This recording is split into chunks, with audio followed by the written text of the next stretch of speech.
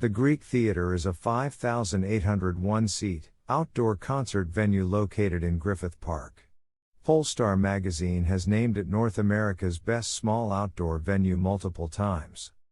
Built in 1929 using funds willed to the city of Los Angeles by Griffith J. Griffith, who also donated land for the park bearing his name, it sits in a canyon that has excellent natural acoustics. The theater is named for the original, classical Greek-style stage, which has been replaced with a more modern one. The Greek Theatre is owned by the City of Los Angeles and run by Nederlander Events.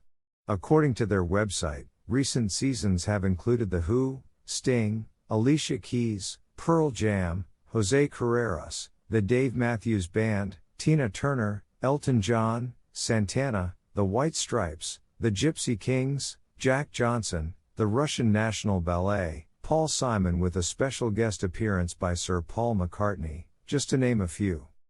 Find out more about the Greek Theatre Los Angeles, when their season is, how to get tickets, what to take and what to leave at home.